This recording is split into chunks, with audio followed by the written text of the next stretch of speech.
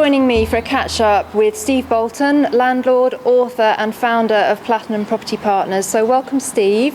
First of all, quite a few, there's three different companies that have Platinum in the name, and I think this would be an opportune moment to just explain exactly who you are. Okay.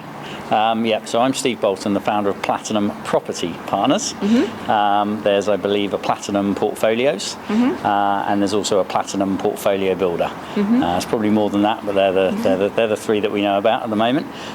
So Platinum Property Partners is an HMO franchise business based down in Bournemouth on the south coast. Going well. We've had 2 record-breaking quarters. Business has been established for 5 years. We've currently got 123 franchise partners operating in 90 towns and cities around the UK. So business as usual, going really well, no issues at all there. Platinum Portfolios I don't really know about. Sadly, we don't have a trademark on the word platinum. Anybody can use that name. So no association between us and them.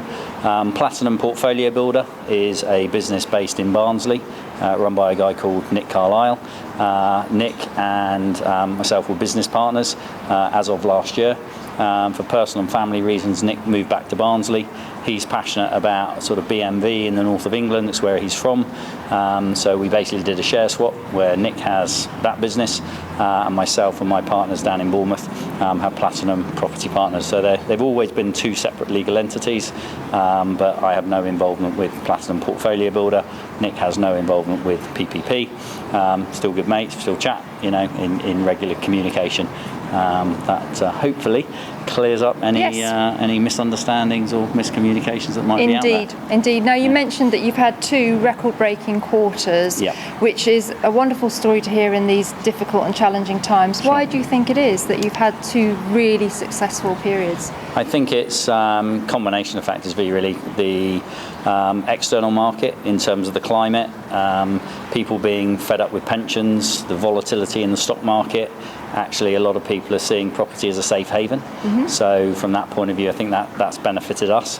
The second thing is our track record. We've been going 5 years. We're full members of the British Franchise Association, and most importantly, the people that have joined us are being successful, making profits. The model's working up and down the country. So we're getting a lot more business now through referrals, through word of mouth, people hearing about other people being successful. So that's certainly certainly to our benefit, really. They're probably the main 2 things. And then I think because we've been going 5 years, we know what to do, what works, what doesn't work. Also from a marketing and recruitment point of view, we're targeting the right types of people. And it's like a snowball kind of going down the hill where you gather momentum. So it's those things, really. Because to my mind, you're very much about a franchise that happens to be using properties as a vehicle rather than property that happens to be a franchise. I think there's quite a different distinction and the mentality of the person that's going to get involved in that side of the business. Yeah, absolutely. For us, what we do is it's a business first and foremost, and it's a business designed to achieve people's lifestyle objectives. So they get out, if they're in employment or been made redundant, they can actually earn a consistent and reliable income.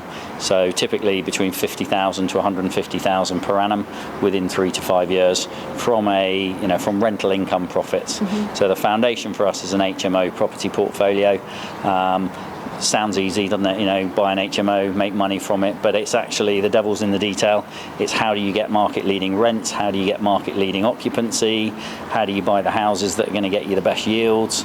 All the planning and local government and all of those kind of minefields. We help people through that. So we've got a combination of novice and experienced investors that get involved in the business, but it is fundamentally a business with all elements of the business being factored in: the bookkeeping, the tax planning, the mortgages. It's an end-to-end solution, really.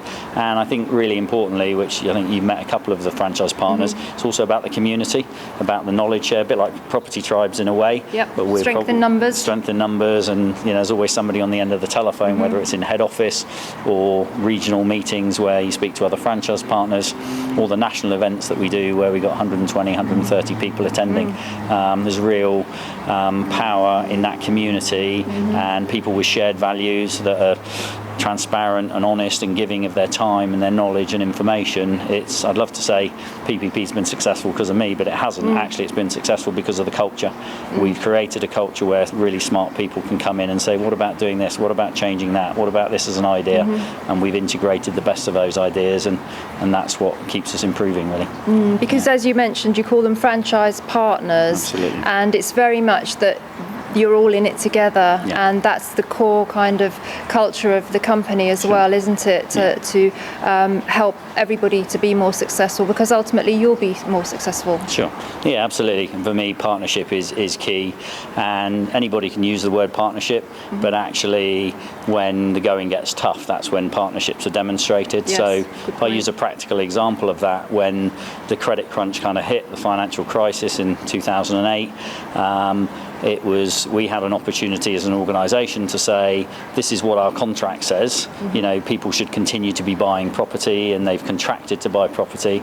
But we said, actually, guys, the world's changed. You know, you used to be able to borrow 90% or 85%. Now you can only borrow 75%. If you've got a certain amount of capital to invest, that's a major change to your business plan.